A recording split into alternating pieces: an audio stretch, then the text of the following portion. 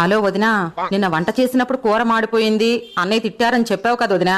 ఈ రోజు నేను టీవీ చూస్తూ సీరియల్ మత్తులో పడి కూర మాడగొట్టాను వదినా. తెలివిగా నేనేం చేశానో తెలుసా? ఆ కూరకు మాడు మసాలా ఫ్రై అని పేరు పెట్టి దాన్ని ఎదిరింటి ఆవిడిచిందని చెప్పి మా ఆయనకి పెట్టాను వదినా. లోటాలు వేసుకుంటా తిన్నాడు తెలుసా. ఏంటి ఈ టాబ్లెట్ వేసుకోండి. టాబ్లెట్ వేసుకోవాలా? ఎందుకు వేసుకోవాలి? నేను వేసుకోమంటున్నాను కదా, వేసుకోండి. అది ఏం టాబ్లెటే? ఏం టాబ్లెటో నాకు తెలీదు, వేసుకోమంటున్నాను కదా, వేసుకోండి.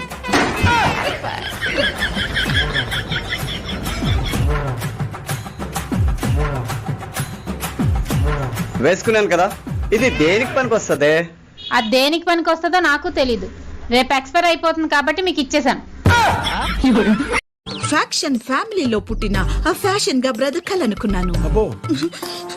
ఇలా సింగిల్ కాస్ట్యూమ్ లో ఫిక్స్ అయిపోతానని అనుకోలేదు. ఇక్కడేమో తెల్లవారి జామున లేవాలి, యోగా చెయ్యాలి, మెడిటేషన్ చెయ్యాలి, దుంపలు తినాలి. ఎంత కారం తిని ఎన్నాళ్ళు అయ్యిందో. అయ్యో ఎన్నాళ్ళు అయ్యిందో, నోట్ల జల వచ్చిందయ్యా. మీరందరూ ఏమి అనుకోకపోతే నేను ఒక్కసారి నాకుతానే.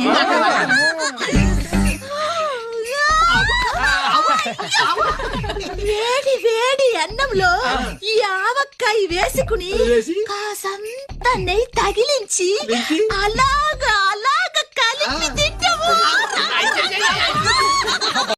చెప్పండి అమ్మా, ఏమైంది? బాగా ఫీవర్ సార్, విపరీతమైన ఒళ్ళు నొప్పి.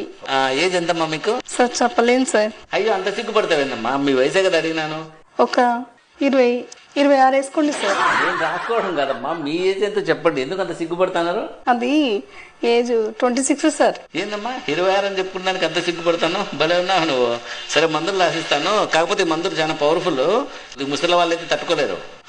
అంత పవర్ఫుల్లా? అయితే 35 వేసుకొని డోస్ తగ్గించండి సార్.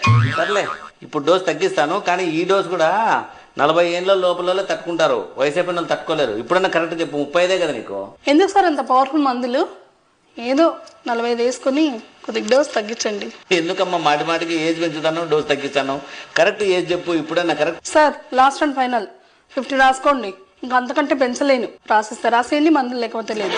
ఏందమ్మా 50 ఏళ్ళ 26 అని చెప్పి బేరం మొదలు పెడితే భలే ఉన్నావు. కోపంలో చాలా అందంగా ఉన్నావు తెలుసా? కోపంలో అందంగా ఉండటం నా బొంద. కావాలంటే అద్దంలో చూసుకో. అద్దంలో చూసుకుంటే మాత్రం ఈ పాత మొహమేగా కనబడుతుంది, కొత్త మొహం ఏమైనా కనబడుతుందా ఏంటి? అసలు నేను పెళ్లి చేసుకోకుండా బ్రహ్మచారిగా ఉన్నా అయిపోయేది. నేను కూడా మా అమ్మ చెప్పినట్టు ఈయనుంటే అయిపోయేది. ఏం చెప్పింది మీ అమ్మ? నిన్ను పెళ్లి చేసుకోవద్దని చెప్పింది, నేనే వినలేదు. అయ్యో అవునా? ఇన్ని రోజుల నుంచి మా అత్త నేను అపార్థం చేస్తాను. చెప్పండి అమ్మా, దేనికి వచ్చారు? రీల్స్ చేసి ఇన్స్టాగ్రామ్ లో పెట్టి నువ్వు ఫేమస్ అయిపోతావనా? అంతేగా మరి. నువ్వు ఫేమస్ అయిపోయి ఏం చేస్తావు చెప్పు? 4 రాళ్ళు వస్తే ఇలా వెనకేసుకుంటా. ఆల్రెడీ కిడ్నీలో 2 రాళ్ళు ఉన్నాయి, ఎందుకు మళ్ళీ ఈ 2 పెట్టి ఇల్లు కట్టుకుంటా. కుసుమా, మీ ఆయన నిన్ను ఎలా చూసుకుంటున్నాడే? పెళ్ళైన కొత్తలో నేనేం అడిగితే చాలు పరిగెట్టుకొని తెచ్చేవాడు. మరి ఇప్పుడు నేనేదైనా అడిగే లోపే పారిపోతున్నాడు. మా ఆయనే అనుకున్నాను, మీ ఆయన కూడా అంతేనా? అంతేగా.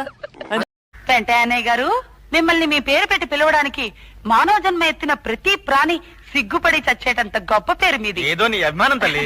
ఈ గిన్నె ఉంచుకొని ఓ 100 రూపాయలు ఇప్పించండి. ఇవాళ జడ్జనక అనే భక్తి సినిమా రిలీజు. దీనికి 100 కష్టమమ్మా, 50 అయితే ఇస్తా. పోనీ అదైనా ఇప్పించండి, 4 ముత్తైదులన్నా తీసుకెళ్తాను. నేను ఒకటి అడుగుతా చేస్తావా? నువ్వు అడగడం నేను చేయకపోవడమా? నువ్వేదైనా అడుగు నేను చేస్తా. అయితే నాకు ఒక పులిపిల్ల కావాలి. ఏంటిది? నువ్వు విన్నది కరెక్ట్, దాన్ని వేటాడితే వాలే. నీ కోరిక పాడుగా, నీ కోరిక మంచిగా లేదే. సరే, వేరే కోరిక అడగన్నా? సరే అడుగు. అయితే ఈసారి కాదనద్దు చెప్తానా? సరే కాదనా అడుగు. 25,000 పట్టు చీరును ఒక రవ్వల నక్లీస్ తీసుకో. రేపు పొద్దుగాల అడవికి పోతాయి, ఏమన్నా రెడీ చేయి.